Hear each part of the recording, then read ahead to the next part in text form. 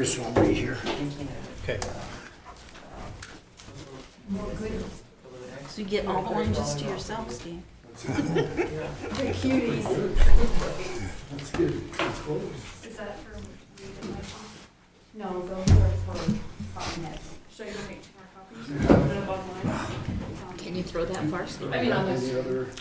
I can. I won't be able to do it another time. It'll be that time and that's it. What's Then I'm gonna that? go to the, can I throw it to the, Oh, and I said I'll throw it the one time and then I'll go to the ER and have them put those muscles back onto my shoulder. I Let's get give one of those. this shoulder I can, this one, not so much. Actually, I'm not doing too bad. So. I went to a meeting one time that was very controversial, and you get there's a sack of, a bag of marshmallows in front of it. It's a weird snack, you know. Get to learn about city government here. The boss knew everybody was mad at everybody, so he made us a bag, dumped them on the table. And we started throwing them at each other. By the time Yeah, mine has about. that was what we were laughing. It was a Icebreaker. I never seen anything like it. It was a fun game. You know, a fun meeting. That's good.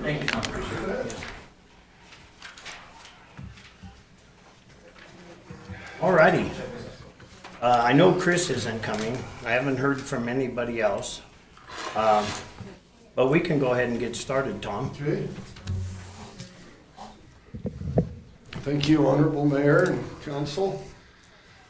Tonight is the first part of a 2-part project that we have.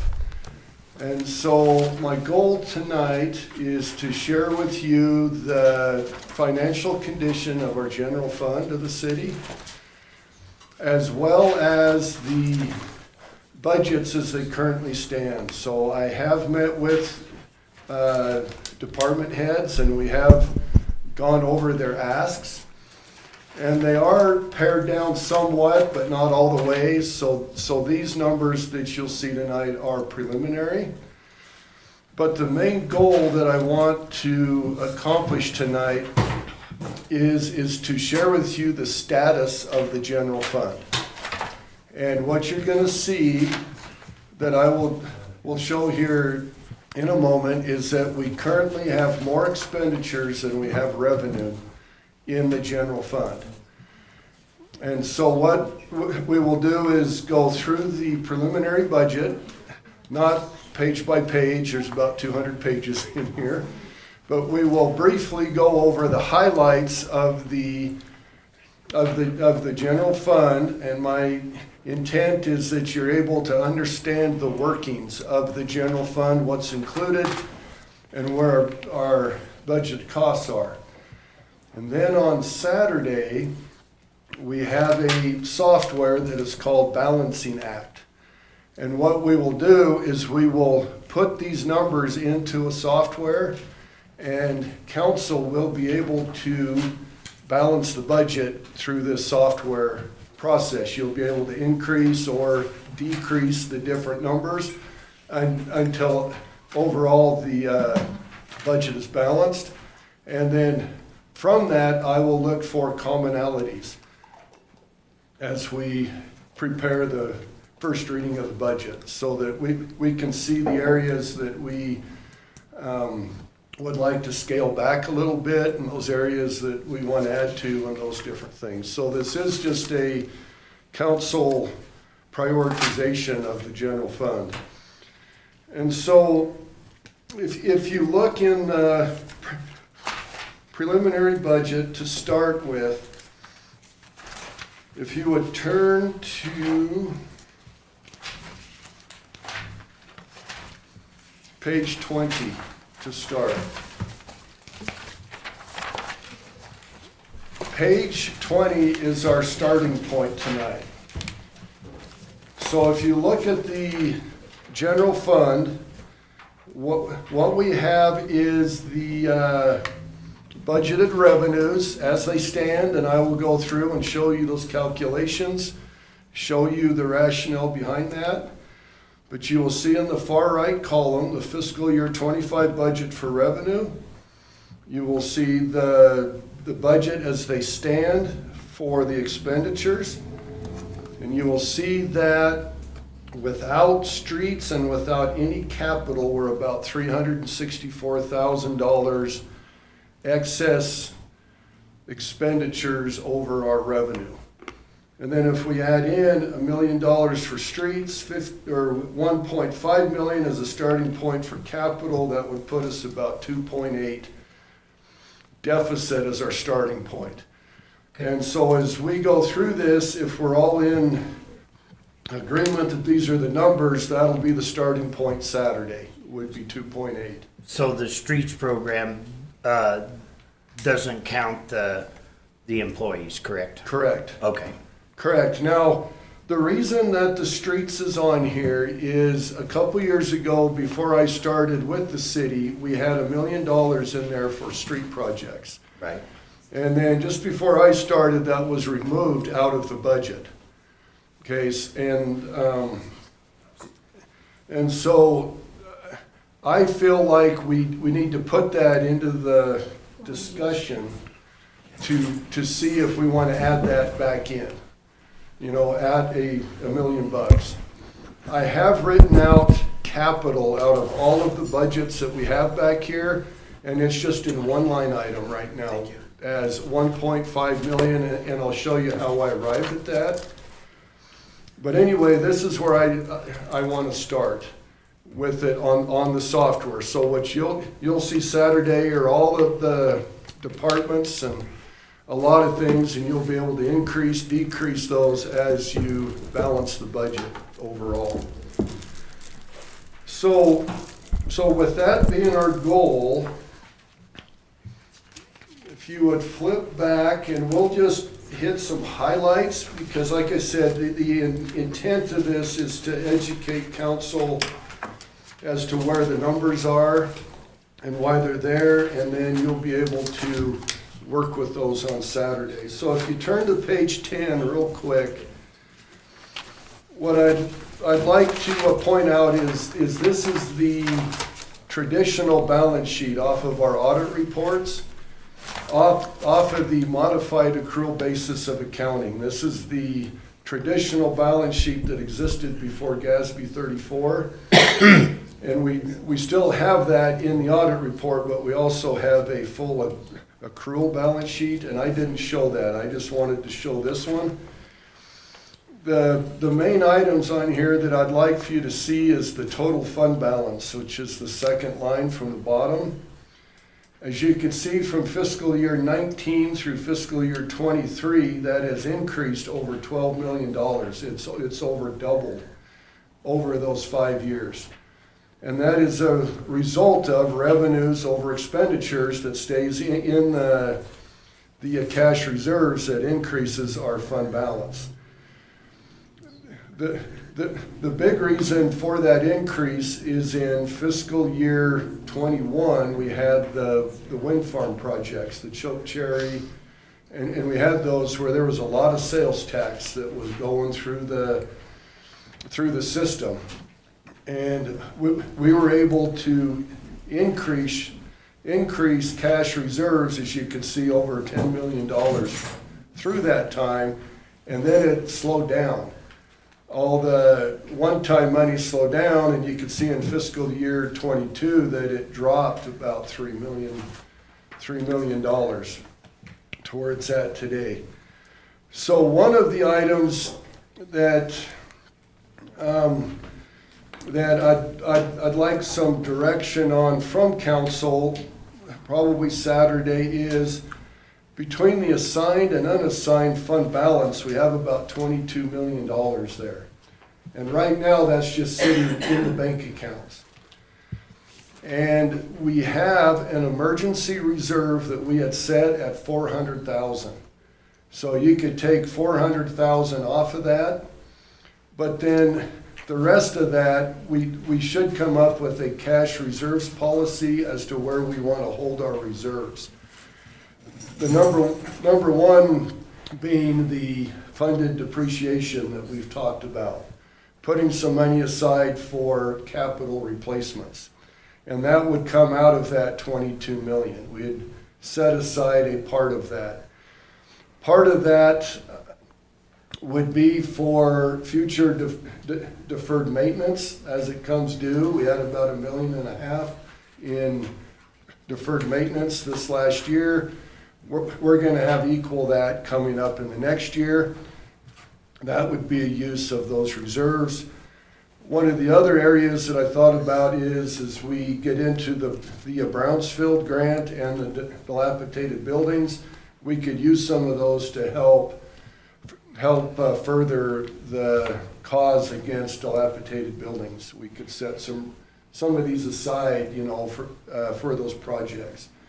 So there's a lot of things there that we can look at. If you go real quick to page 12, at the graph at the top is just our overall fund balance graph, so that you could see the large increase in 21, 22, and then it came down in 22, and then it's gone up a little bit in 23. The graph below that is interesting because it shows our revenues and our expenditures during that time. The blue line being revenues. So you can see from fiscal year 12 through 16, we had more revenues than we did expenditures. And then in about 17 through 19, you can see that we increased our expenditures faster than what we increased the revenues, so that our cash reserves dropped. In 21, we had the large spike due to the choke cherry again, the Sierra Madre, all those projects. And then in 22, you will see that the revenues came back down and expenditures peaked right there. And there is a difference that year of about $3.5 million that we lost that year, that we overexpended our revenues, about $3.5 million, and that brings us to where we are today. So a little background on those. The next few pages, you'll just see the fund reserves, fund balance, some different ideas, different things that you can read in there that we've discussed in there. And then if you turn to page 17, I have our general fund income statement. And here again, the interesting thing here that I want to point out that I will show again is on taxes and special assessments, the first line of the revenue. You will see in 23 it was about 11.5 million, and then in 22 it dropped to 9.5. Now the way I like to look at this is the 9.5 is our base. And so anything over about 9.5 there is usually one-time monies. It's just within that year we have additional sales tax because of projects. And so when we budget for revenue, we should go to the base to budget, because eventually revenues are going to come back to that point. Even though they go up a little bit, they are going to come back. And so if you look at 22, it's 9.5. In 21, it went up to 14. In 22, it went to 12. I guess I got to go the other way. In 19, it was 9.5. It went up to 12.8 in 2020. Went up to 14 in 2021. But then in 2022, it went back to the base. And what happened was as those revenues increased, we increased our expenditure budget. And so the expenditure budget increased. And if you look down below, in fiscal year 2022, total expenditures went to $14.6 million. And so we ended up with a $3.5 million deficit. Since then, we have cut expenditures back about $2 million, and the revenues increased again because of one-time money. And so what I have built into here as far as revenues goes is closer to the $9.5 million base, although we're headed into a period of 3 or 4 years where there will be significant one-time monies. If the wind turbines go in, it's gonna really increase our revenue. But if we increase our spending with that, eventually they will come back to about 9.5 million, and then we will have a real deficit at that point. So what I have in here for you that I'll show is a revenue projection that is going to be closer to the 9.5 million in taxes. So, And Tom, the stuff above the 9.5, if it's the proper capital stuff, that we could spend that on That's right. capital one-time spending, not down payments or nothing, but exactly. So one-time revenues could definitely be spent on one-time expenditures. And that still leaves the operating expenditures very close to the base of the revenue of the 9.5. I just want to make sure I understand that. Yep. All right, on page 18, like I said, I'm going to go through these quickly. Please ask questions. On page 18, I went through our last 3 audit reports and compared our actual to the budget, which is a schedule in our audit report. And in fiscal year 23, from our final budget of 13.7, we only expended about 11.4. So we left about $2.3 million of budget unexpended. Okay, so what that tells me is that some of our budgets that we have are a little bit high compared to what we actually spend. And that is the tendency in a what-if situation. We need to budget for this because this could happen or this could happen. And at the end of the year, if it doesn't happen, all that stays in the budget and it rolls over in the reserves, so that we had about $2.3 million budgetarily that rolled back into reserves. So that means that we can budget closer to our actual expenditures. Our budgets are a little bit high, and so if we were to look for areas to cut, we could always look in these areas to pull that back a little bit. But I do know in the public safety realm, we were down 5 officers. And so all of that remained in budget because it wasn't spent through the year, it stayed in the budget. So to cut that way back would hurt, because if we end up with the 5 officers, we don't have the budget. But I just wanted to show that 23, and in 21 and 22, I'm not exactly sure what all ended up in the budget, but it was about 8.9 million we had left in the budget. I believe that we budgeted like our emergency reserve to be spent in the budget. And of course it wasn't spent because we didn't have to go to it, but it was in the budget. So anyway, we have removed that in 23 and we are getting closer to the actual. On page 19 is a quick look at the capital assets within the general fund. And what I would point out here is that we have invested well in our general fund assets. So in 19, our historical cost was 35 million, and we did increase that in 5 years to about 43 million. So we have invested well into our general fund.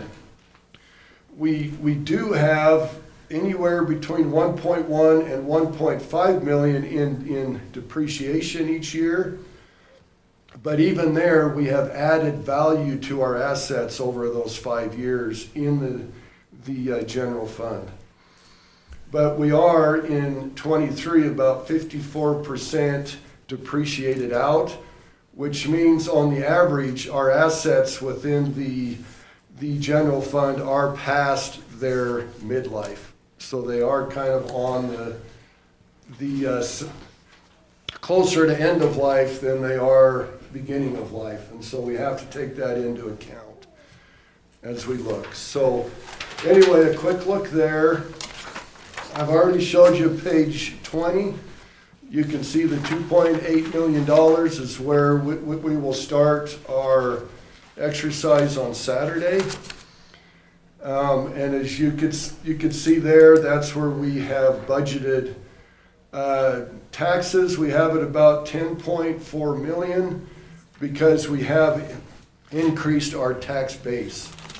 We've got, a Maverick store, Starbucks. We have added to our economy, so we feel that the taxes are going to increase on the base a little bit. All right, if you turn to page 21, it shows the general fund revenues, and this is without recreation in it. So you can see there what the revenue sources are and what we have budgeted for each of those revenue sources. On page 22, I have the expenditures that offset those revenues.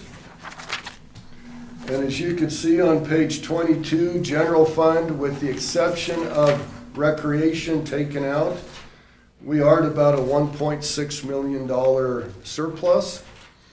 But when we add in recreation, streets, and capital, that turns into about a $2.8 million deficit. Real quick, I have a section in here on personnel. So on page 24, in fiscal year 24, currently we have 7 frozen positions that were frozen at the budget time last year when we had a hard time balancing. We froze 7 positions. There's 3 officers, a fire engineer, a parks technician, the human resources director, and the project coordinator at the downtown development. Originally, we had 2 street positions in there, but we were expecting a tough winter, and as other jobs opened up, we moved those into other positions we froze to maintain the amount of frozen positions. In our budget tonight, as we go through the department budgets, those frozen positions budgets have been added back in to what you'll see. Okay, so they are not removed, they're added back in for the time being. If we choose to freeze them again, we would then pull them out. But for what we have now with those 7 positions, we've added those back in. On page 26, you can see all the departments throughout the general fund and how many full-time equivalents that we have in each department. So as you can see, the top one, city manager, we have 3 individuals in the city manager's office. And as you go down in the general government section, we have 76.65 FTEs, and that's about 1.5 down from last year. And what those are is the human resources director position in here has been removed. And the other one is public works. We went from a full-time city engineer to a half-time. So that's the difference between the 77.9 and the 76.65. And currently in the budget, in the recreation departments, we have removed 3 positions for the budget. One of those being the superintendent at the recreation center. One of those is a programmer position at the recreation center. And the third one is we had an opening at the shooting range, and we have filled that currently with a part-time person until we get through the budget. And if we can reinstate the full-time, we would. But for now, we just held that as a part-time position, and those are the three positions that we are down within recreation departments. Under the salaries and wages, I have done some research on the general fund to get a better understanding of our situation that we have with our salaries and wages. So as you can see on page 28, 29, and 30, what that is are the authorized positions that the city has with a pay grade assigned to them. So that you could see any position that we have and what the pay grade is for that position. If you look at the pay grade, and we'll just take the one at the top, accounts payable clerk is a grade 16. If you go to page 31, you will be able to see the base for 16, the midpoint, and the maximum within that lane. So our salary schedule only has three different points to it: a base, a midpoint, and a max or a cap. And so I wanted to see where people were on the salary schedule, what it looks like, where people are at, how much it would cost if we were to do like a step increase. For individuals, I wanted to see what it would look like if we were to drop the first 5 steps and maybe add those 5 steps on the bottom of the schedule as an option, to bring up our base pay and different things like that. So on page 32, you're going to see just a whole bunch of numbers on there. And they're all little, I'm sorry. But at the top schedule, I put in as step 1 the base, as step 10 the midpoint, and step 19 the cap, or the top, the max. And then I went in and calculated if we were to have steps, 9 steps there and 9 on the other end, what those steps would look like, so that we could use the actual schedule and kind of build in steps on that. And then if you go, so there's grade 1 through 12 is at the top, 13 through 24 is the middle, and 25 through 36 is at the bottom. You could see the dollar amounts that they would be at for those particular steps. When you go to page 33, what you will see is the FTEs that we have on those steps. So you can see where our current staff is placed on those steps. So at grade 10, step 8, you will see that there is one individual there within the city. Under step 11, there's one. It's either step 5 or 6. We have 1 and 3/4 time at grade 10 at step 1 that has just started. And then you can see 13 through 24 where they are placed. Now, one of the concerns here are we currently do not have a mechanism to move people on the schedule. And so we do not do step increases currently. We do not do job evaluations that lead to merit increases. And so where the individuals are on this has just happened over time, that they've just kind of ended up in these spots. And what concerns me is that there is no mechanism for them to move. And so whatever the distance is between the higher point and where they're at, it doesn't ever change. It always stays the same. And if we have people at the upper steps, the ones at the lower steps should have the ability to eventually move to those other steps. But right now, we don't have a mechanism for that. And so I just wanted to show where everybody is placed and where they're at currently. On page 34, I went out and I know that a concern that we have is that the lower end of our pay scale, where does the poverty lines, the federal poverty lines come in? And so we went out and found a household of 1 through 8 individuals federally and where those poverty line items are. And if we were to look at a family of 4, we have 3 positions that would fall into that poverty level currently. And so I wanted to point that out, that we could take that into account as we work through the budget to see if we can remedy that. Off of that schedule on page 33, I have some numbers here that if we were to allow a step increase, so if they were to go from step 3 to step 4, overall that would cost the city about $96,000 a year roughly, but that's what it would cost this year, would be about $96 for those step increases.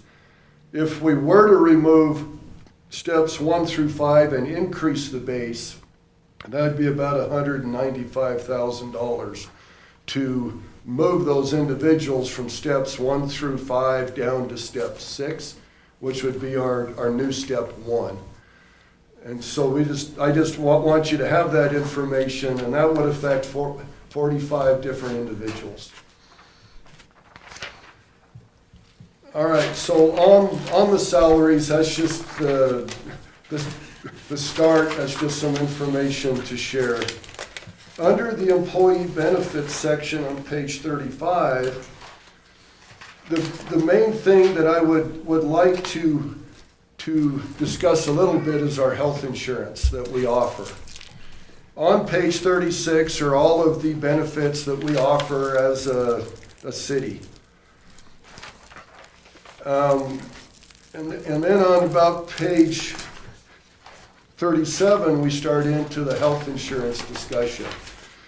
So currently, the city is what we call self-insured. So what we do is we have contracted consultants that have helped us write a plan out. Okay, it isn't like a standard plan, it's one that was created from consultants with us as to what we're going to offer for insurance. And then from that, we've hired a third-party administrator to administer our plan. And then whatever claims come in against that plan, the city has to pay all those claims. So to accomplish that, we put out different categories, such as a single plan, a married with spouse, a employee plus child, and single. We put those out there, and then we transfer that amount from the general fund. Instead of paying for insurance outside of the city, we move those funds into an internal service fund that we pay out the claims out of. And then we monitor each year to see if we had excess claims over what we had as far as our premiums, or just what that situation is.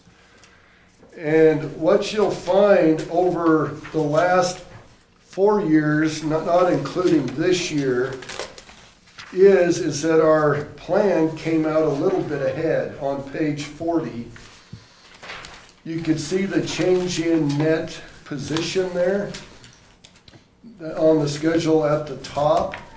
And you can see that we have come out ahead in those years. But in the year that we're in right now, as you will see, that has shifted. We've had $177,000 more in claims than what we have in our premiums that we are currently paying.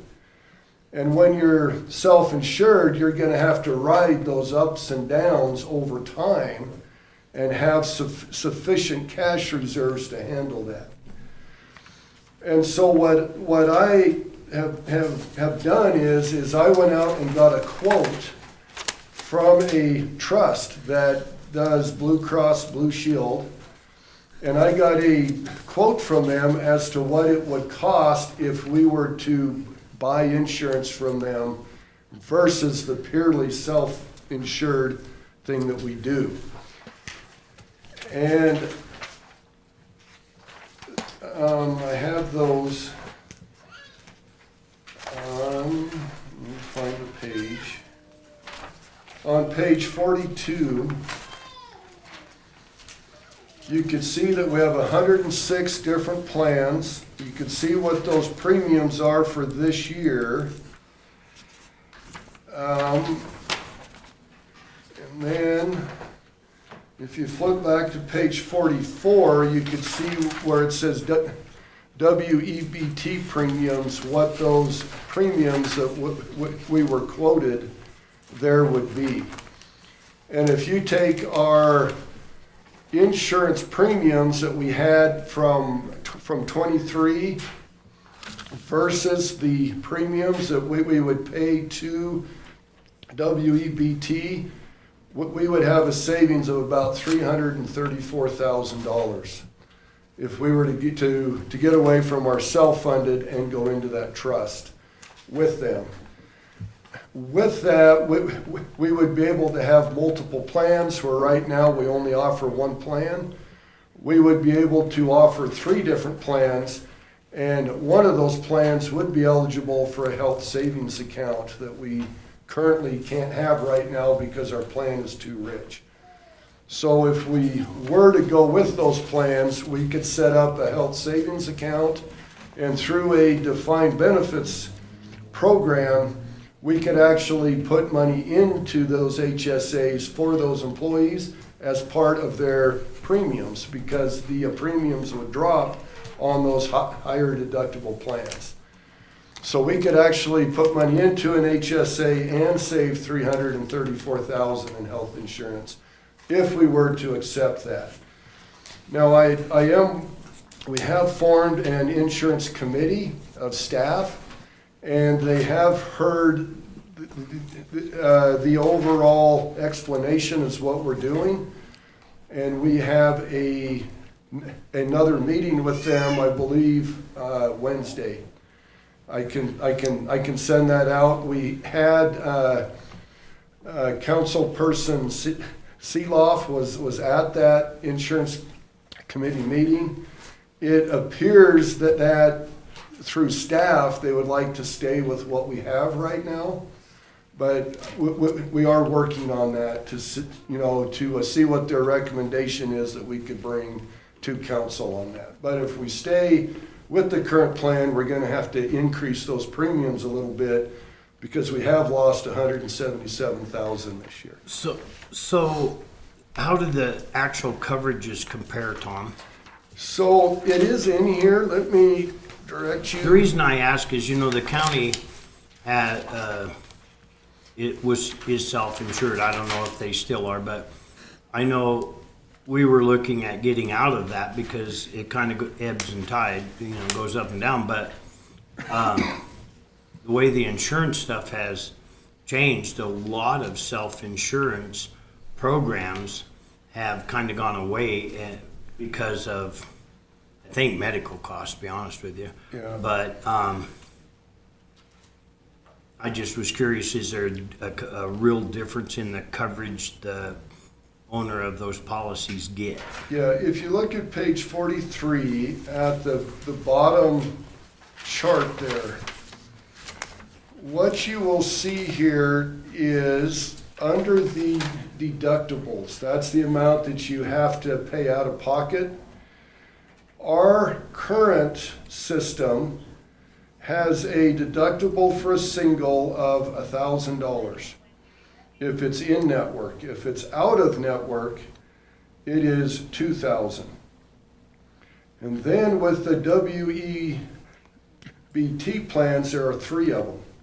Okay, if you get the $1,500 deductible, okay, you'd have to go to 15. If not, it's 2,500 or it's the 3,500.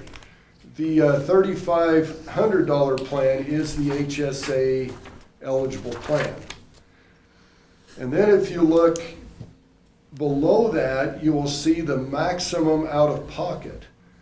So once you reach that deductible that you have to pay all of, it goes to an 80-20 split, to where the insurance pays 80, you have to pay 20%. And then after you hit the maximum out of pocket, it all shifts over to the insurance and the individual doesn't have to pay any more out of pocket. And that's the same for both of them? Correct. Okay. So if you look at the plan that we currently have, if you are in network, we're going to have a lower deductible. Okay, and that's what it shows. But you look at the out of pocket, the maximum out of pocket, the in network single is $6,000. With the $2,500 WEBT, it's only $4,000. So in the end, you would save $2,000 if you reach the maximum out of pocket. So there is a point there where, to where it's going to be even on the plans. So if you only spend $1,000 or $1,500, the current plan would be beneficial because you would hit the $1,000 deductible, the $1,500 would be 80-20. Where if you went with the WEBT, you'd have to pick up the full $1,500. But however much you have to spend, you'll hit that out of pocket much faster with the WEBT. So you have to weigh out which is more important, the deductible or the out of pocket to reach. And so which one is the best? You have to decide what's more important. You'd have to have a crystal ball to know That's right. what your health is gonna do. Where you're going to end up. Could we offset that difference with some of that money we're saving to get the better? Yeah. So what I would propose, and I want to see if I answer your question. If not, let me know. If you go to page 46, what I would propose is the $2,500 plan, if we were to go with the WEBT, we would set that up with a defined benefit to where whatever those premiums are, we would cover those as a city so that there would be no payroll deduct for the insurance. It would be fully covered for those individuals. And if you were to go with the $3,500 plan, which has the health savings account with it, we would pay the same amount. The premium is less, and so we would put the difference into an HSA for those individuals. That's what we'd be saving, and that would go to those individuals as an HSA. And then if you wanted to buy up to the $1,500 plan, we would have to have a payroll deduct of those amounts that you see per month. You'd have to pay into that to purchase up. Now, with this, we would still have a savings of $330,000 that's still on the table. And what my thoughts as a recommendation to council, it is the pleasure of the council to do, but you could use that $330,000 to put towards the salary schedule to start having the steps over there, or to start to work with that salary schedule so that it is a lot more consistent than it is. You would have that freed up. As a last option, we could always take that towards the cuts, the deficit that we have. That's an option that is definitely on the table. But we are paying that out currently as health insurance premiums. One of the other things with the self-insurance that I learned while doing this is back on, let me find it here, back on page 40, in 2019, the city did an operating transfer from the general fund, the water fund, the sewer fund, into the health insurance fund to build up those reserves. And as you could see there, for June of 19 at the top, that operating transfer was just shy of $3 million. It was 2.9. Well, that went in, boosted the reserves to 2.996. The next 4 years, we actually had increases in cash reserves. At the end, we had premiums over the claims. So it built the net position to 4.1 and into 24 to about $4.6 million. With that being in the enterprise or the internal service fund, it functions like an enterprise fund. You really can't transfer that back, just kind of here and there. And so we have about 4.6 million in there. If we were to go with the trust, the WEBT, we would still have $4.6 million over there in reserves that we would have to see what we could do with that. I don't know exactly what we can do because it's within the enterprise fund. If we shut down the insurance, there might be a possibility we could move that back to the original funds, but we have to see what the law is on those funds. But for right now, it's sitting in the internal service fund. And if we got out of the self-insured into the trust, all that would still be there, and it would not get hit each year on claims because we are paying a premium to the trust who's paying the claims. So we would only be moving back the 2.9 though, because that was what was transferred in. Yeah, I think that is what we do is try to reverse that. Okay. But like I said, we have to check on generally accepted accounting principles to make sure that that is legal, because it was transferred to a proprietary fund. Just like within the enterprise fund, you can't pay, water revenue towards sewer landfill. It works the same here. So you would still be $1.7 million Of the actual. Yes. You would still have to figure out what you can do with the $1.7 million if you're allowed to transfer the 2.9 back. And yes, and what I would recommend is that we use that as a rate stabilization fund. So when the rates go up next year, we have it here to help cover those health insurance. So it'd be a rate stabilization, and we could do it with the 4.6 in well. there. As the rates increase, we could take the increase out of this. Excuse me, go ahead. Go ahead. Go ahead. Go ahead. Sorry.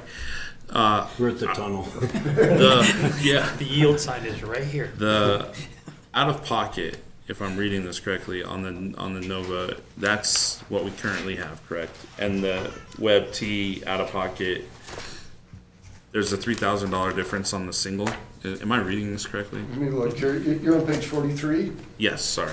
Okay, so if you look at the maximum out of pocket for a single in-network, it is $6,000. Uh-huh. Out of network is $12,000. And that's current. Currently, that's what we currently have on the plan that is in effect today.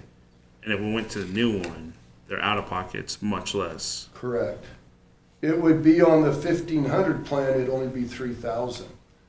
And that is for both in-network, out-of-network. There is no in-network, out-of-network. It's just a claim.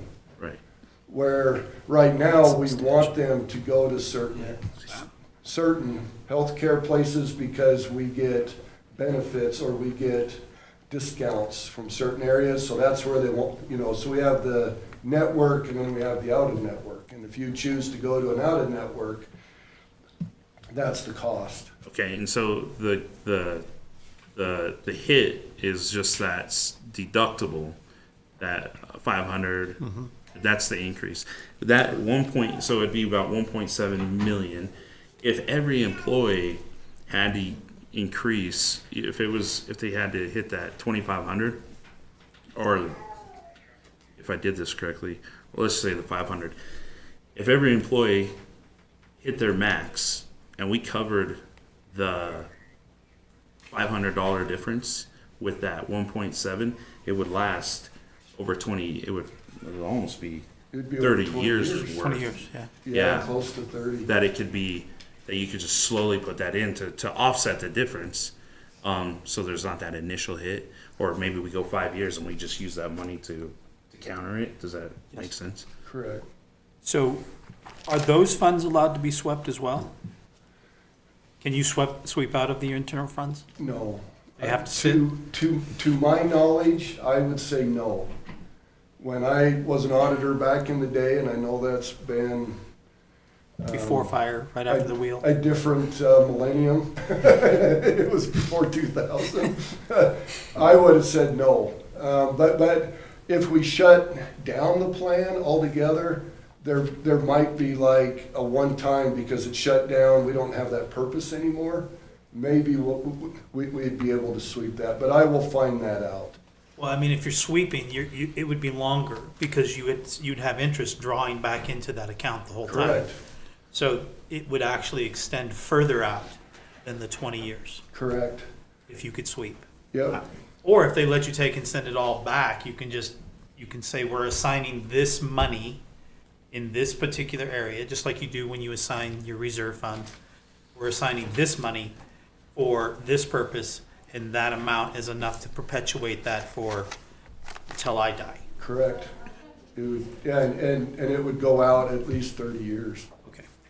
into the future. And like I said, I think you could use that as a rate stabilization fund too. As the rates increase, we don't have to pull that out of operating income. We have it in reserves set aside for those increases. I can tell you the self-insurance thing at one time was a really good idea, but with healthcare costing what it does and stuff, $500,000 doctor bill's not out of the question. And you get enough of those folks, the reinsurance kicks in at what, 40 or 50? At 50? Ours is 50, the stop loss. But every time you hit the stop loss, your overall premium is going to increase the next year. Yeah, it does. We were faced one time with the insurance we had at the county didn't cover transplants. And a gal needed a kidney transplant, $250,000. And I think I told you this story, and we were asked, what do we do? Well, you don't sleep for about a week until you go back to the next meeting, and it's like, I don't know where we're gonna get the money, but you cannot let this person Yeah. pass away, and we all agreed on that, and then unfortunately that person passed away before she had surgery, but it could sure wipe out a reserve fund like no other. Yes. When you get into, it doesn't take very many of them, and at that point, we had 40, I think, at the county that were hitting that stop loss yearly. Cancer was the biggest one, and there were other things, but as I remember, the ones with cancer hit it and so the increases were just every year, like you said, every year going up, and not 2 or 3% either. It was pretty pretty substantial. substantial, The yeah. self-insurance just scares the bejesus out of me, but Well, it does me too. If you're able to spread out your claims with a larger group, you know, to me, that's always beneficial. Because where we've got 109 contracts, we only have 109 premiums coming in. They are really affected by large claims. well, and with the county, it wasn't, there were a lot of older folks.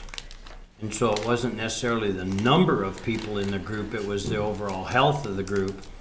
And as they got older, of course, they required more health care, and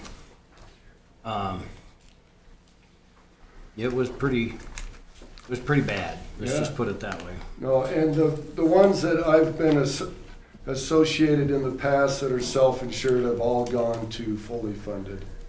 All the former employers that I've had, that's what they've done, because when I was at the city of Casper years ago, they were putting $2 million a year into the health insurance fund, and it was just gone before you knew it, and then it was another $2 million. And if you just put that over a larger population, a larger pool, to me, that's really beneficial.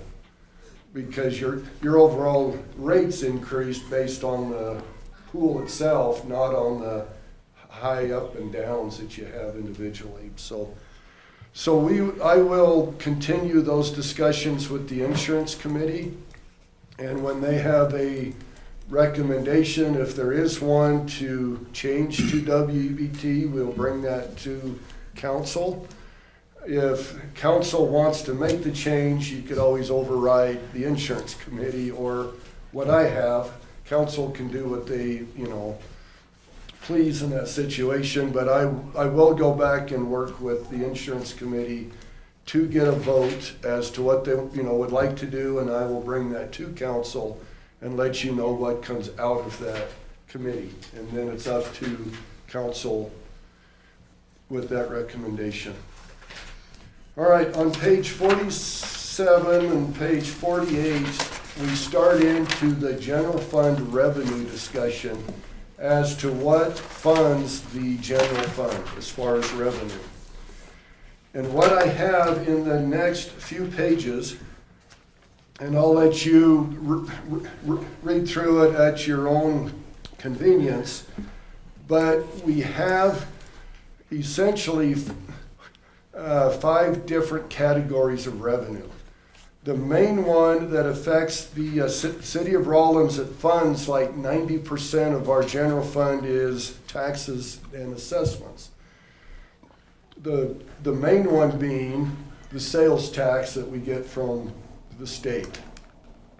We also have property tax that we get. There's franchise taxes where we charge utilities for using city property, rental fees to have their towers or whatever they have on our property. We have cigarette tax, gasoline tax, we have a mineral severance royalties. So I will let you at your own convenience read through those, but I have a description of all of those for you as to the source and how that is calculated.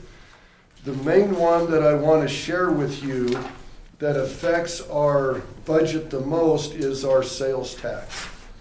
We have about 4 to 5 different categories of our sales tax. And if you look on page 52, you will see at the bottom there, we get regular sales tax, we get a county option sales tax, and what that is the 5th penny tax that we have in Carbon County. As a city, we put it out to the voters, and they allowed us to put that towards operations, the 5th penny tax. And then we have an additional 6th penny tax that is capital, that we put the projects on the ballot for the the voters that was accepted, so we have the 6 penny fund, but the 5th penny tax for Rawlins goes into operations. Most communities use that as a capital tax, not operations. They put that towards capital, but for us, you'll see that that is in our operations. So when you compare our revenues to other towns around Wyoming, we're about 2.8 to 3.3 million higher in revenues than other municipalities, and that's the 5th penny tax that we put into operations. And that gets voted on every 4 years. I think it's every 4 years. Yeah, and, yeah. Yeah, and if we were to lose that, you'd have to write that out of our budget, that amount, if it was not renewed. But you then can see the state use tax, the county options use tax, the state use tax, state tax out of state, all those different things add up to our total revenues that we get. Now, as you can see, these are fairly volatile. And it's all because of the one-time monies that we get where there are projects happening and our sales tax rise because of those projects. But I believe in fiscal year 22 that you see there, that is about, for sales tax, that's about our base. That's where we should be pretty close to. Where in 23 we had the transmission line and other various one-time projects that increased it to 8.4. And in March of 24, so far this year, you can see that we're at 7.9, which is higher than what our budget was. But if you go back through time, it always goes back to that base of about 6.5 to 7 million. So we put the budget for 25 at 7.1 million.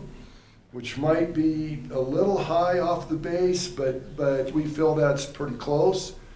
We could receive amounts like in 21 of about 11 million in taxes. We could see that in the next probably 4 to 5 years, but eventually it's going to drop back to the base.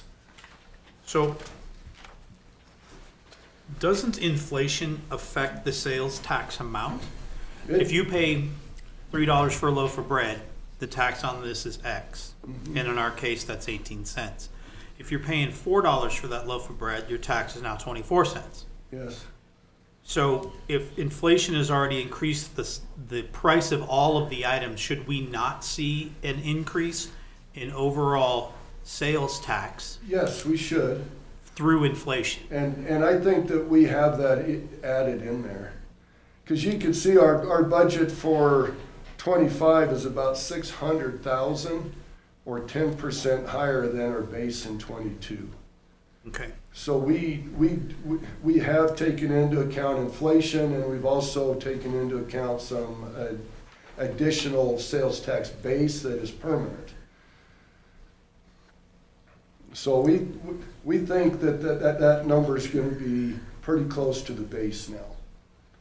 And that's what we were budgeting for. I think that's realistic. On page 53, what I wanted to show you here is, this is the amount of sales tax that we've received each year throughout these years that we have. I'm not exactly sure in 22 where we missed a month, but maybe it was added into March. The March and April were together or something, but anyway, what I wanted to show here is that in fiscal year 21 was the high year, 22 came back to the base, and 23 was a little higher. You look at the amounts for fiscal year 24 in July, you're going to see that they rivaled the amounts in 22. They were a lot less than those in 21. But they are increased over 2020 and 2019. So you could see all this up and down in them. But what I really want to point out is if you look at April of 24, we are back to our base because the transmission line project has moved out of the state, and it's going through Utah to Nevada. We had $161,000 in April on our sales tax. Compare that back to the previous 5 years, it is the 6-year low that we just experienced. It's almost the same as 2019 at 167, but it is at a low. So you can see that these things are just up and down. So it's hard to estimate, but they always end up coming back down. All right, so like I said, you can read through the recommendations on the others. On the bottom of 54, we have the direct distribution. As you know, the legislature changed that this year through, I think it was House Bill 70. And it's going to go from 948,000 for 24. It's going to drop to about 741,000, roughly a $207,000 decrease because of the direct distribution. And that is not, that might not be that much next year. Correct. I think it's going to drop each Went year. from 105 million to, what was it, 146 million this year, but they were fighting about it, and it was, I couldn't believe it was that high. The other thing is the formula by which they split that money is, that's also in flux, as you know. Yeah. So, Yeah, I mean, we can't really count on that. You can't fill that for the next few years because it might not be that. Yeah, I think there again, we have to find the base that we think is consistent each year and not go too far above that. All right, on page 58, we have our intergovernmental revenues. And you can see all of those budgeted on the, the category on the left, the 25 budget on the far right. The main two in there, the first one is the 911 surcharge that we received to help with our 911 dispatch. And the other one is what we call municipal judge, but that is the citations, the law enforcement rights. And you can see those throughout the year that they also, go up and down based on various factors. But we have about 344,000 in the intergovernmental. A couple things under intergovernmental is in fiscal year 2021, we had a COVID-19 related grant of about 2.4 million. And that was used to cover the wages, salaries of first responders at the time. And then you can see in fiscal year 23 at the bottom, we received an ARPA grant that could be used for operations. And we used that again to cover first responders in 23. Those were definitely one-time monies that we haven't got in 24, and there isn't any available to our knowledge in 25. On page 59 are the charges for services. You can see that we have increased that a little bit on our land leases in there, but you can see what those are on the left, and then you can see what we have budgeted, for those things on the right. Investment income for 2025, right now we have that estimated at 340,000. We may be able to, through investment of our cash reserves, increase that. We would have to see what a realistic budget would be for how much we can invest. One of the issues that we are running into is with the banks in town. They have to pledge securities for our deposits. We are working with them as those pledged securities mature. We will move that into our new Wyoming Governmental Investment Fund. But for the time being, for the liquidity at the banks, we just have to work with them on how we pull those funds out. And so we are working with them. So it won't go to $1 million overnight. We're gonna work with them as to how we could pull that out.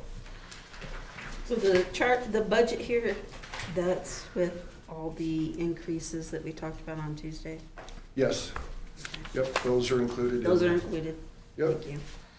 All right, so anyway, I just wanted you to have a good picture of our revenues and why we budgeted revenues where we did in there.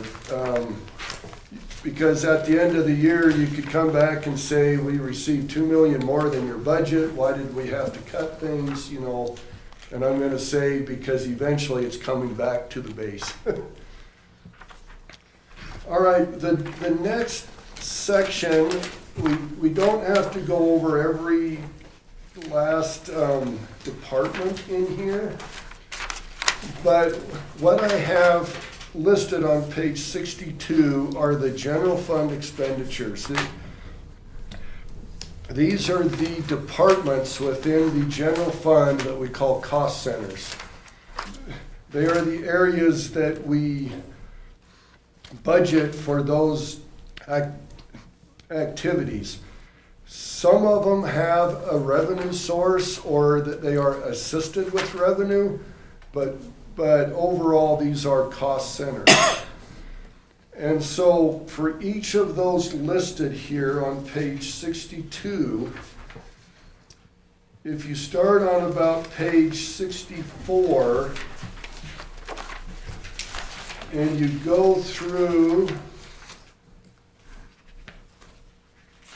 about page 155, what that's going to show in that section is each of those cost centers and how or what we have budgeted for those areas.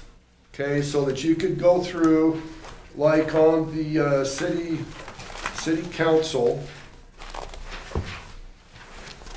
If you go to page 66, you can see there at the top the 5 categories that we have. We have salaries, which the council receives, benefits associated with that, which is mostly social security tax that we match, and workers' comp, contractual services, which are dues to WHAM, you know, for the council. Council also has travel costs to and from WHAM or other council items that come to about $24,000, so that you could see that the overall budget for the city council's $98,446 is what we have budgeted. And each of the sections in there have the exact same thing. So we have a description, the expenditures, there's a graph in there showing the percentage of that overall budget, the salaries, benefits.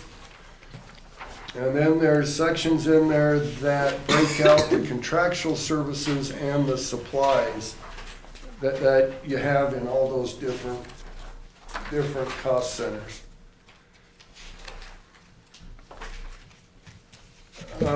And so I don't know if there's certain ones of those that you would like to see. What I would recommend is by Saturday, if you were to review those in there and see what we have in there, you know, what your expectations are. And what we will do Saturday is the numbers that you see there, we will have in that software. And if you want to reduce the amount in that department, you will have an option to reduce it and then to put a comment next to it as to your thoughts. And so what we are asking on that is about ideas for cost reduction of about, was it $2.8 million that we had on page 20. And so I could go over those, but I think maybe it would be best if you were to review those. I am in all day tomorrow in my office. Come in and ask, what's this or what's that? And on Saturday, at our work session, I have asked department heads to be present at the Hampton Inn. And so what we will do is get the software for, it's a web page that we will let you log into, and then you'll have all the cost and this option to increase, decrease. And as you work through that, I'm gonna have department heads there that you can freely access and go ask different questions. You know, what is this? What do you do in this department? What if we were to do this? And department heads will be there for your convenience to explain their costs that they have and what they do. And then what you would do within the software would be confidential. I'm not gonna know who it is in there. I mean, I'll just get 7 different responses from council on that. And then what we can do then is either I can take that data back and look for commonalities of the different areas, or if council wanted, and if you feel like we're close, we can open up a new section, take what we have, and then as a group, we can do it all at once in one.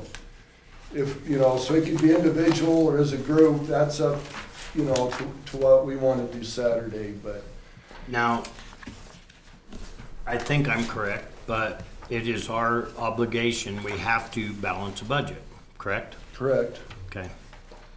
Correct. I can bring ideas to council, but I feel it's my responsibility to take the directives from council, and then I will go work those amongst the staff, and then whatever I can work, I will bring those back to council, and then we should arrive eventually at a balanced budget.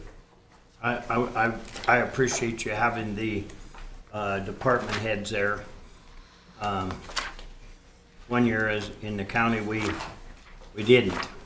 And when we sat down to look at each person's budget, we made some cuts, and the bug got strung up for it because we didn't know what some of that stuff was, so it didn't seem important to us, so we cut things, and they were absolutely necessary items for some of those departments, and basically we had to work our butt off and we had to start all over. Yeah. And so having them there to explain what it is, mandatory, like Spillman, for instance, stuff like that, it's a non-option option. And there's no competitors, you can't put it out to bid, it's Spillman. So I do appreciate their extra effort to be there too, because it's important. Yeah. Exactly. And that's gonna be open discussion. The public is welcome, they can come and ask questions too, and it's just an open session. But that's what we have planned for Saturday. The last couple things that I would like to touch on a little bit so that you know is the recreation departments that are listed on page 156. What I have in here is essentially an income statement, profit loss statement for the golf course, the rec center, and for those areas that have revenues that are that affect the operations that we are trying to recoup. All of these items will be on that balancing act software to either increase, decrease, or whatever that you wish to do. But like on page 158, you will see all of the different funds there with the expenditures. So currently, the recreation departments lose, or they are subsidized by the general fund, $1.469 million. That's where it currently stands on the recreation. And like I said, that's just a subsidy, but I wanted to point that out, and that you will be able to see on the items after that, you will be able to see where the budgets are for the golf course, the shooting range, all those items, along with the income that they provide. So that when you're in balancing act, you could increase revenues in those areas for that. And then what we would be charged with is to sit down to see how we would obtain those revenues. So like in the golf course, even with the new rates added in, we're looking at combined golf course and the clubhouse on page 162. At the bottom, you can see those revenues are $260,000. The expenses are $755,000. So currently, the golf course operates at a loss of about $500,000. And please remember that these numbers do not contain capital yet. These are purely operating numbers. So if you add capital in, like we did last year, you're going to see that overall loss can get up, closer to $600,000-700,000 with capital added. But the capital is in a separate line item right now because what we did last year is we capped it at about $500,000. So we took $1 million to help balance the operating budget out of the capital. So I put back in the 1.5, and I think that we can cap it this year at 1.5. And if that's where it's set, I will work through department heads to come up with a capital list that adds up to that we will get in front of council on the first reading of the budget. Things like this, green spaces, I understand that's parks and this and that. Any suggestions on how to lower that? Well, what I would do is, and it's just a recommendation, you look back on page 182. What you will see on 182 are all the different items up above that we do for parks and green spaces. Bolton Park has 2 pavilions, picnic tables, grilling units. We have all these different things that we maintain. You go down below, you will see that without capital as a zero there, the operating budget is $539,000 that we spend in parks. Then if you flip the page back a couple pages to 184, what you will see there is all of the different accounts that are within the Parks Department.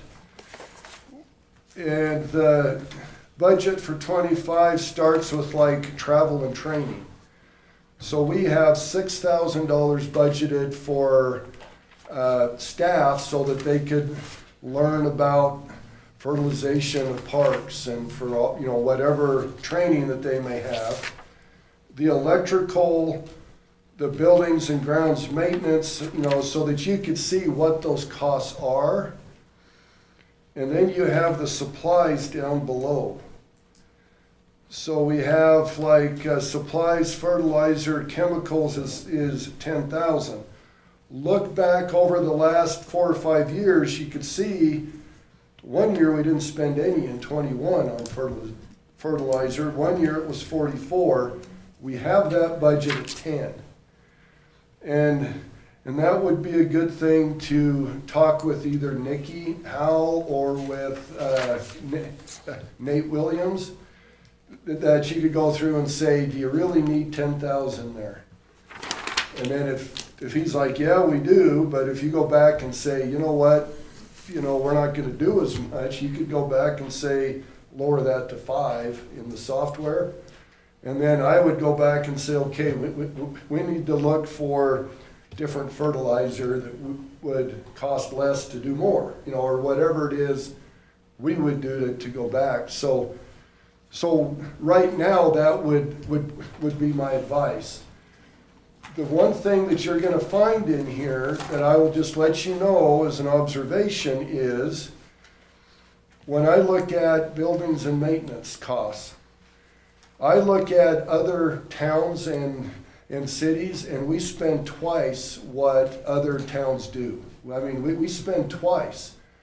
So I went to Lou Lascano and I said, you've got to cut back. Nobody's spending this much money on building maintenance. I mean, I can show you their audit reports. And he's like, look, I'm short-staffed. We don't have the supplies. We can't keep up. So I went back to my office and I thought, what's going on? Because I agree with Lou there. And then it hit me. We maintain 12 different buildings at the city of Rawlins. We have a historic city hall. We have a historic police department. We have 2 fire departments, public works building, pro shop, water treatment plant, wastewater treatment plant. And it's like we have more buildings than other cities do that cost to maintain. Now, is that an easy fix? No, because what do we do with space? We can't all come to City Hall and have space, but I think what the overall plan would be is at some point we need to work on combining these areas into one structure. And if that is one-time construction of a mega structure or a superstructure, I think that's where we should at least look to see, because we can cut down on heating boilers at 12 locations, because right now we have 12 of them, 12 air conditioning units, and they all go down. The recreation center, we just put, $750,000 into its boiler room because of the maintenance. Well, we have 12 of those, and I believe that's where we need to start to look, at least to see if we can, get things down to a manageable. I honestly believe that, first of all, I'm sure that, I just totally believe this wind farm is gonna take place. I also know what the numbers are, and that will be one-time money, several of them, but some of it will be a huge chunks that would allow us to do exactly what you're talking about, consolidate some of these operations into one big, way more efficient building, and I really believe over the next 3 to 5 years or less, I don't know how long it's gonna take them to actually get this wind farm going, but we're talking about enough money to do exactly what you're talking about. See, and I think that's where our focus should be. And Parks and Recreation, it's a very hard discussion, but we have a lot of parks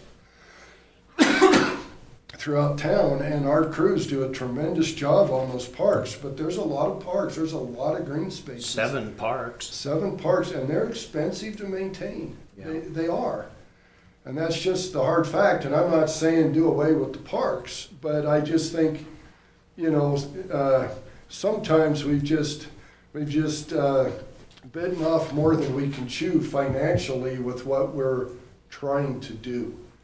And so with the parks, what you're gonna hear Saturday is, we don't have enough staff to take care of them, you know, and all these things. And that very well may be true.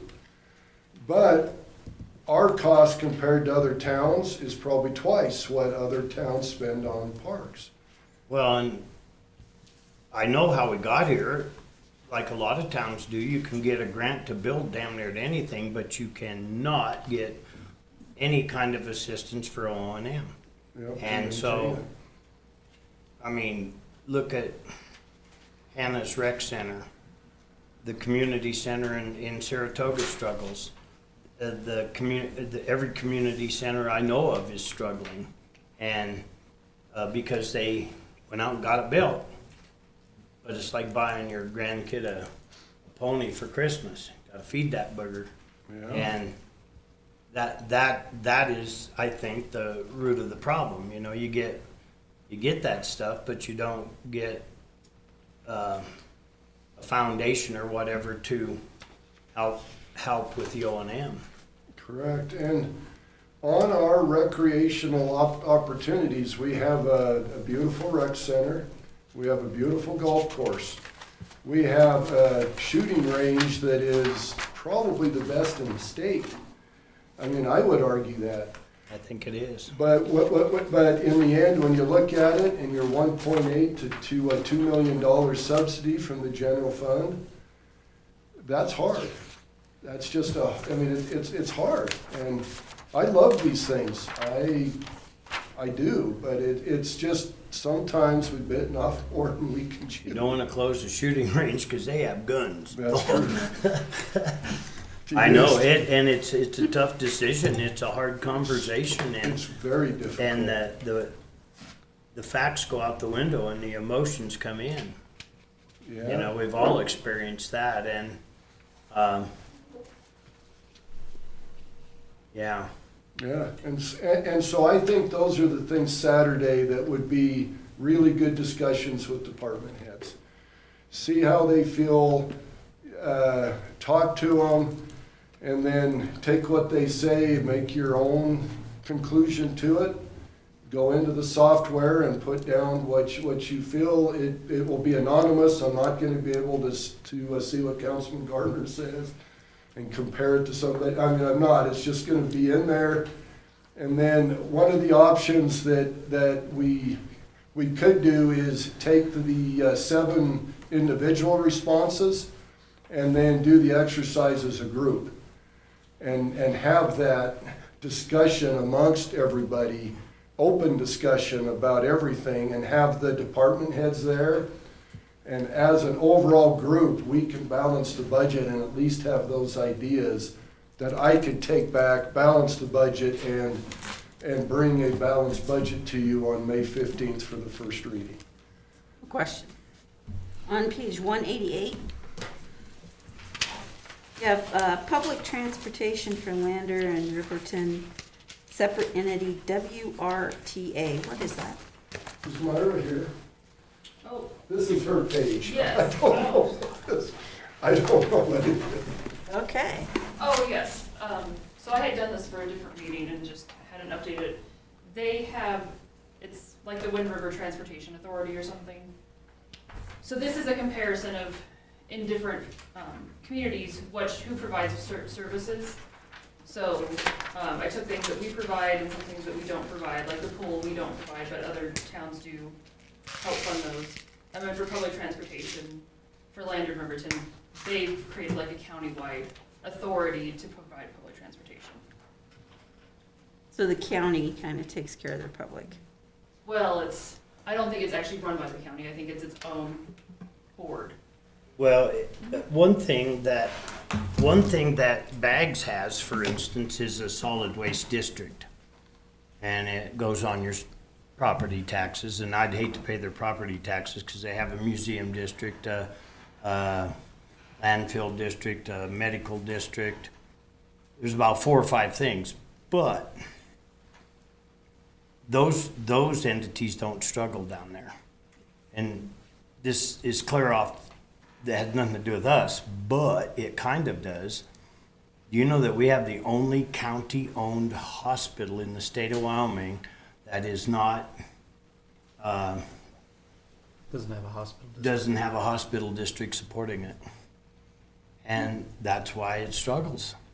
And when I was a commissioner, I pushed for that. I mean, but when you pass a special district, like, you know, a landfill district or one of those that I mentioned, the question is, would you like to pay more property taxes? That's the question. And they can be hard to pass. And I'll be honest with you, like in the Bags area, the lady that got 90% of that done was spearheaded by Linda Fleming. And just when she did the medical district, I asked her, I said, is there any chance we can make that a county-wide one? And she said, I don't live county-wide. I mean, she was running for the legislature, but that was my answer. And so they take care of themselves really well. We don't. And the other problem is we live in a community where people want platinum services and they don't want to pay nothing. It's hard to ask people to pay more. You know, these increases, I'm sure everybody's felt the pain, but if you're going to live in a top-notch community and you're going to have top-notch services, you got to pay for them. And So on the ammo shelter, it mentions Pause for Life. Is that something that's specific to Riverton, kind of like our pet partners? I'll bet it is, yeah. These are from the research I did in a couple hours. They're just what I found in those communities. And then on the digital version, it should be able to click those links, or just like Google Pause for Life and the community gets in. Okay. we did have pet partners that helped quite a bit with the animal shelter for a long time, but the drivers of that, the Russells, no longer are able to participate, and I mean, we still have that organization, but it isn't near what it used to be. And I mean, we have a great animal shelter. It's being run really right, but it doesn't have the support of the volunteers. And what we learned, can't even remember what meeting it was in. I think it was one meeting you and I were at, I think, Tom, maybe Steve. I don't know. Somebody was sitting there with me, but a lot of things that we pay for were actually run by private organizations and or totally volunteer. And we pay for it. And I don't know how to migrate from there to there, but that's what we're gonna have to do somehow. And anyway, that's all I know. So Lander and Riverton, their golf courses are privately owned? I believe one of those two communities on their audit report, they give like 200,000 to it, but I believe it's privately owned. It's just like a support That's to supported by them the. because it was an city? even 200,000. Okay. And I don't know if this is true or not, but it was brought up that somebody wanted to take over our golf course. They wanted the city to give them $500,000 to take it over. I don't know if that's a rumor. I don't know if that really happened. I don't know if we could do something like that. We do have the second best, according to Golf Digest, we do have the second best golf course in the state of Wyoming, private and public. My grandson, my son-in-law, he's the kind of guy this place was built for. They drove around with golf clubs in the back of their car, and they'd go from golf course to golf course. He's probably golfed on 50 or 60 different golf courses, and some of them were, $300 a round type golf courses down south. And when they came here, you know, I explained to him, I'm not a golfer, but I have friends that are. Do you want me to call them? And he's like, nah, I'll go find somebody. I didn't prep him. I didn't ask. I didn't, you know, ask him to, you know, scrutinize it or whatever. But when he came back, I said, I just would like to know what you think of our golf course. And he said, that's one of the best golf courses I've ever golfed on. Do we promote it enough? We just, world's record was set this summer. Right. We know it. Who else does? You know, I mean, I don't know. But it might be something for this future year to look into, how that would work, what we would need legally for that to work. And see if somebody is interested in running it and with some kind of supplemental from the city. It would be cheaper than what we're doing it now. Yeah, we can That'd be reach great. out to If we could, it'd be Yeah. a lot of great. sources and see what we can find. The other thing is the rec center in Lander says it's nonprofit, and the Riverton has a partnership with Central Wyoming College. Would it be possible for us to look for some kind of A partnership? partnership, I think it's certainly worth looking into. We do Railroad, get HF subsidies. Sinclair, those type of things? We do get subsidies, I think, for that from the, it's kind of the same thing, but not really, the school district rec board. You apply for grants, they give them to you and whatnot. Maybe we could with the school, because we don't have the college, obviously. I mean, we have a higher ed center, but Yeah. maybe get more participation from the school. Like I said, some of the other bigger employers in the area Yeah, might be interested in partnering, partnering. yeah. So- Well, I think all those things are on the table. I think those are good suggestions. So the last thing that I would share with you tonight before I close is on page 186 and 187. I went out and I found 4 other communities roughly the size of Rawlins throughout Wyoming and 1 out of Colorado. And I found their audit reports, so I know that these numbers are accurate because they're in their audit report. But you can see the budget numbers for the expenditures on the top one between Rawlins and Lander, Wyoming. Below that is Riverton. On page 187, I was able to find Cody, Wyoming, who's a couple thousand bigger than us. And then I went just to our south to Craig, Colorado, and you can see how we compare with the budget categories between us and them. Just on the budget side, that's not the actual, that's where the budgets are. But you can kind of see where we stand with them in those different areas. Might give you some ideas of where to go look in the other part of the report to maybe see how we could either mirror some of these or, you know, and if I need to do more research or make some calls to these communities, I'm happy to do that, to see how they run their golf course, their rec centers, and those type things. But with that, that is my report tonight. Like I said, I am in tomorrow all day. I'm happy to sit down and go over things with you before. What I would recommend is you go through the departments, take some good notes, and find those department heads Saturday with questions you may have. I will say that I feel that balancing the budget, it's gonna be hard. I think when you get into it and you start cutting, that's a lot of money and it's gonna be hard. You're gonna really have to dig deep in there. And Tom, these numbers you've given us don't include capital, right? No capital at all. The capital is in its own line item that I have 1.5 million. Okay, And that's all the capital. that's in there, is 1.5. But there is capital in it. Yes, the Okay. 1.5 million is in the 2.8 that I'll ask you to cut. So if you want to cut capital back, you know, down to 750, that can be done.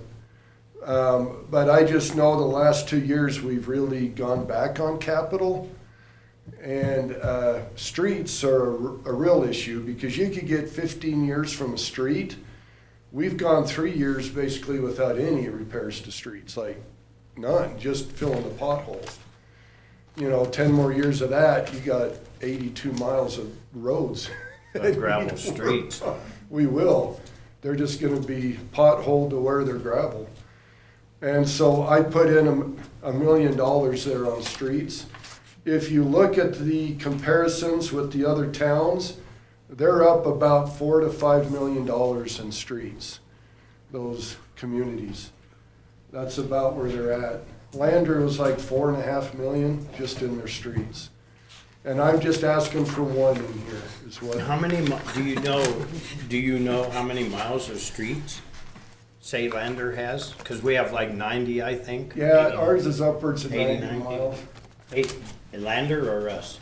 Us. Oh, Yeah, I don't know what Lander has. If, we could always make a call I'm just curious, or search their website or, because that has a lot to do with it. no, it does. And I know Lander's had a lot of major projects when I've been through there lately. Their whole Main Street and then on down, to the east there, they've had a lot of projects.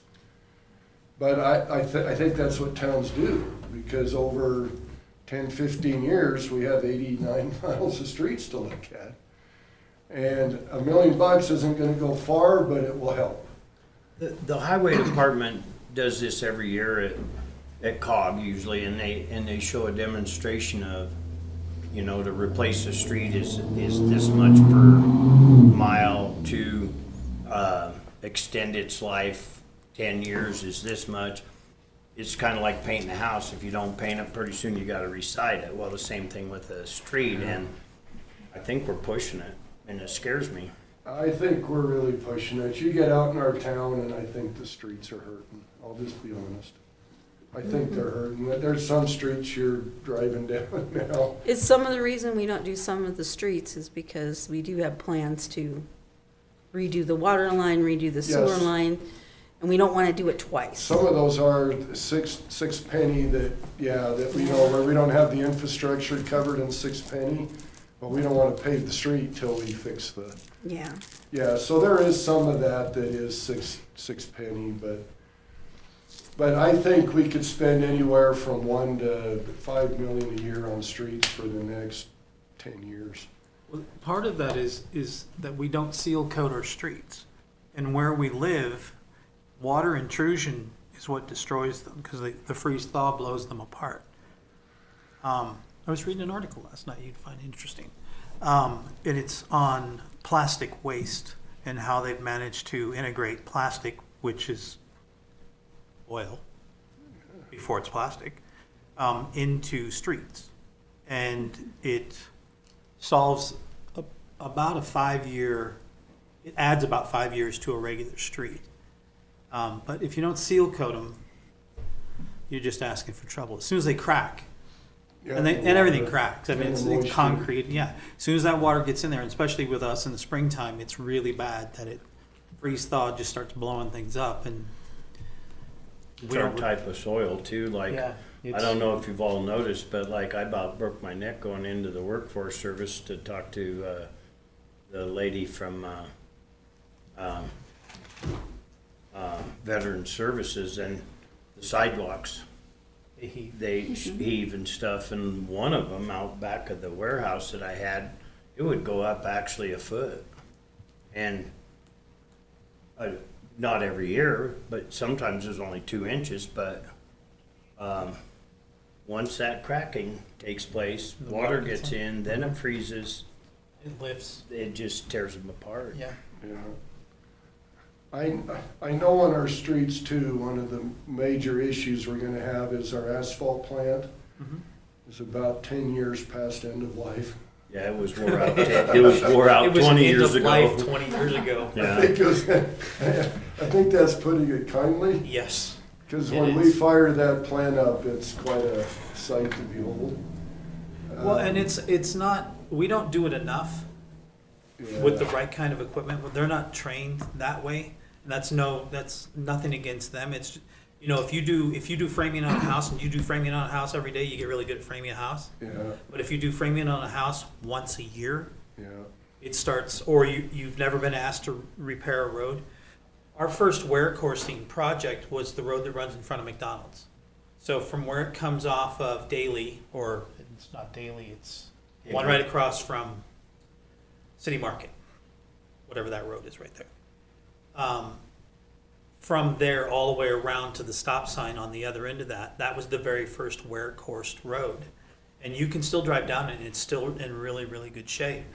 But if it had been seal coated, it would be in great shape. Great shape. And if seal coating adds 10 years to a blacktop road, paint your house, paint it again 2 years later, your house is going to last a long time. Paint your house, leave it for 15 years, you're 7 years beyond when you should have painted it. But seal coating allows all of that to go away because you can just add 5-year chunks by just coating. Sealing up those cracks, keeping the water out from underneath it, But it's expensive too. I mean, way cheaper than retopping a road. well, absolutely. It's 1/5 the price. The parking lot at Candy Mountain and the car wash there, Yeah. I would spend about every 5 years or so, it would be $15,000 to $20,000 to have it done right. And you can spend 5 by one of them hooligans, but there is a difference between There is. the kind of stuff they use and Yeah. when you quit doing it, like in front of my house, my parking lot, Yeah, you can see what you it's can see- garbage. I right, mean, you can see what Mother it Nature has just done to tears that. it up. My fault, but we need to dig until we find a gold mine. There you go. But honestly, I think and I hate to put all the eggs in one basket, but I think that wind farm, we're gonna have a real opportunity to, upgrade, like you said, take all these buildings, make one that is more efficient than ever. Get all of our roads in good shape and then we'll just have to, don't do the deferred maintenance thing, just do it every year or whatever and have that funded depreciation, which our town never has had. Yeah, we need to And have that. if we can implement all of those things during that time, we can really set our town up for success. Yeah. But in the meantime, it's just a dream. It'll be painful. Did see something today that I wanted to talk to you about, in regards to the Ravens and the transfer station. So we have temporary tents out there because turnaround's starting. And they have scaffolding up and the plastic over it, but they roll open. I don't know how better to explain it. I can take a picture and give it to you. But Kinda I like was a thinking curtain, if, right? huh? Kind of like a curtain, and you just hold it back. No, or- the scaffolding is like a door, Uh-huh. and then they cover that, and then it opens and shuts. Oh, One of the So I don't know if talking to one of those contractors, I can give you contact information and see if they could actually do something like that, just temporary, I'd like to see it. but until we can afford actual doors or a Doors. new transfer station. Well, one of the things I've thought about that transfer station too, though, and because we haul our own trash and we go out Yeah. there, and so many people use it that they're gonna run into them. I mean, if there's just so many users, that's a real hurdle. Usually when I go into there, the ravens fly out.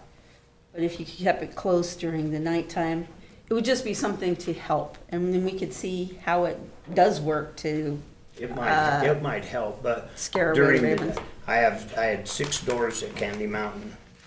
And Debbie and I were discussing, my wife and I were discussing that, and every single year, every one of them doors got run into. Yeah, And they were our drivers, and I have never run into a garage door in my life, but I sure bought a lot of them. And, when we do get doors, we need to have cameras, so that when that happens, you know, you, yeah, you can actually get them fixed. insurance and But those things. that building, in order to support those doors, have you looked at that building, really looked at it? It's not really good. Yeah. And that would be a project, like you said, if we get a large amount of money, we could Yeah. invest in that. The other thing is, the gentleman said that when the seagulls come, the ravens go. Why don't you put little seagull dummies around? Might scare away the ravens, So- I don't know. He's a scarecrow. On the top of his Quonset hut, there's an owl that Yeah. sits, it's an owl or an eagle, sits up It's on an top owl. of this Yeah. thing. Yeah, you'd think the cats would run. They go up and sleep with it. Oh, Honestly, I put that owl up there, and because it has these stupid barn door things, and birds get in there, so I bought that owl, and it worked for a while. yeah, And then, it'd be temporary. It and wouldn't the be- very next day, I went in the house and I looked out and I told Debbie, "What the hell is out there?" She goes, "That's that owl you put up yesterday." And about a month ago, I couldn't believe it. There's a cat sitting up there right beside it. How would a cat get on that Quonset? I have no clue. But yeah. Anyway, they worked for a while, but It wouldn't be a permanent solution. but then the but- birds, now it's just a thing, and Yeah, they're just pests, that's all. yeah.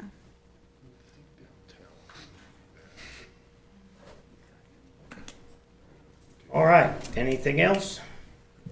No, thank you for this opportunity to address council on this. Well, thank you, Tom, for all your hard work and making it so even we can understand what's going on here. It's the last, I'm telling you, a few years ago, that was so fed to us in such weird chunks that you couldn't make heads or tails of it, and I really appreciate your hard work. I really do. Thank you. So they turn the plastic into a All and right. they just add it directly to the oil. And then just mix it together. Yeah, but the temperature of it. Done? As long as it doesn't. Yeah, yep, we're good to go. See everyone at 10 o'clock Saturday. As long as the I did think that